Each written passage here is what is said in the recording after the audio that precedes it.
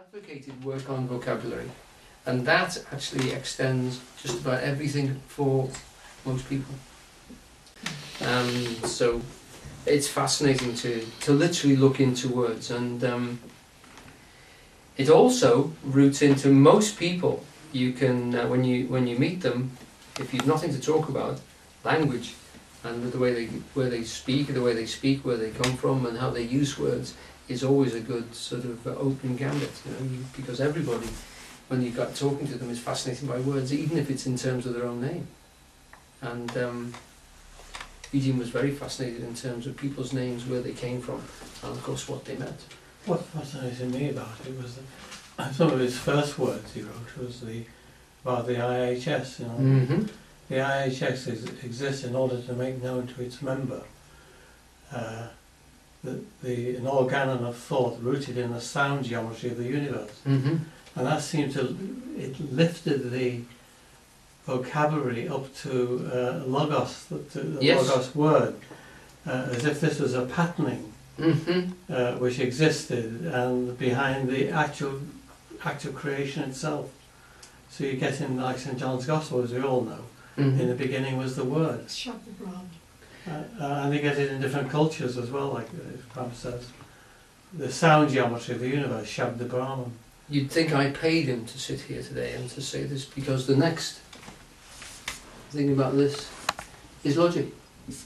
Oh, my apologies. no, not at all. It leads on quite logically from that. Because the next aspect of Eugene, which I think recommends him to us, and which I used to recommend him to you as well, and to re-emphasize the fact of what we need to do, to think clearly about when we're thinking about him, and to constantly bring you back to working on yourself and through the things he put. And another self-reference, because he also recommended that we study logic in itself. Not that we actually, logic is a study rather like mathematics. You can break it down into algebraic formula. He didn't consider that we should take it to that level, but that we actually logically questioned and attacked premises that we have and statements that we make and that are made to us. Because logic is something which has been given. Now, it's something which is really fascinating. Human beings have inside us this process. Remember, we've done work on Husserl, and we've done work on Plato, both philosophers who've argued very strongly the case that logic is not something which we can learn, it's not something which you can teach, it's something which you can reveal. It is revealed to you, it's a revelation, and it's revealed when you actually take somebody through a logical situation and help them to find it inside themselves. We teach logic in our education system, and we use it constantly, but both Husserl and certainly the father of Western philosophy, Plato, would say it's impossible to do that. And there's a very, very important aspect of it's written as a story involving Socrates, but it's called the Meno, and there's also one of the Protagoras as well, but the Meno is more interesting. The Meno is where Plato is writing about Socrates talking to a chap called Meno, who's a virtuous guy in Greece, thinks himself to be very virtuous anyway. And Socrates says to him, well, what is virtue? Can you tell me what it is? Because, it's behaviour in all different situations and different cases.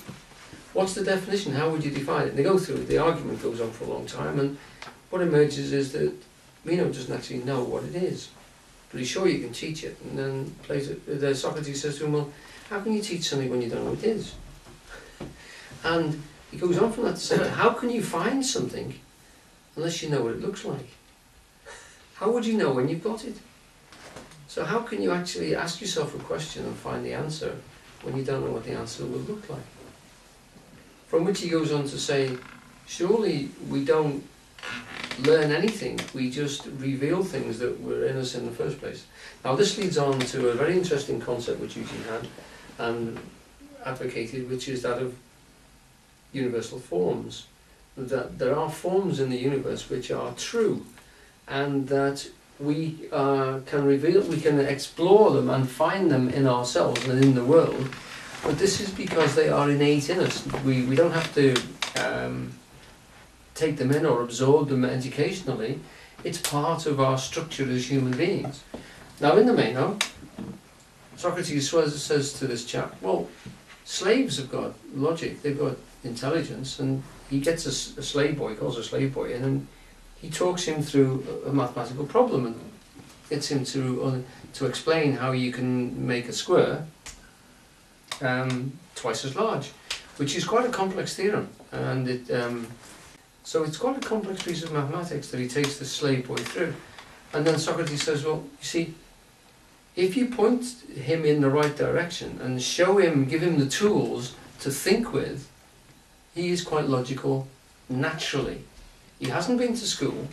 I've taught him this I've shown him this, within a matter of minutes in front of you. We haven't taught him logic. What we've done is revealed to him the process by which he can think very logically himself. So what he's proving is that this structure which we have inside of us is innate, but that you have to apply it to the world to see it properly. And you can find the consistency and the structure in ideas, so that when someone says something to you, instead of being swayed by the emotion that they give you, you actually logically attack their arguments. And the beautiful thing about Eugene's arguments were that they were logically structured. As far as I'm concerned, he never once offended my sense of sequence, and the inferences that he drew from the premises which he made were completely logically structured. And that makes an awful and tremendous contribution to this area of philosophy and religion. There's an awful lot of teachers who can't do that and don't do that. Some are deceitful, some are well-meaning, but a lot of them are terribly illogical. They get maybe to the right place by the wrong reasoning, and they use the right reasoning to get to the wrong place. It's quite possible to do both. But to get to the right place with the right reasoning is quite unique and quite special. And Eugene did that a lot. In fact, you could say he was, in that way, and not just in that way, very consistent. And he will take you through constantly. And if you go back to lectures which he made in the 50s, to lectures that he made in the 80s, the ideas are the same, they're still logically structured, and they fasten together, they still link together. His ideas have not changed in that sense, they are still linked and rooted in the same way. It's worth mentioning as well, we are extremely lucky, and I mentioned this when I first gave this talk, and it's purely by apparent accident, good fortune, that very early on in his career, people started tape recording him, so that we can hear him talking in the 50s, and the 60s, and the 70s, and the 80s. There aren't many teachers we can actually do that with. And it's by processes of chaps like Gordon Smith here and other people of his ilk, and the tremendous step forwards that were made in technology, that people could actually very early on just put on a machine and tape him talking. I'm sure Zohar and Ron have got tape recordings that they made of him in the very early days, and this is fascinating.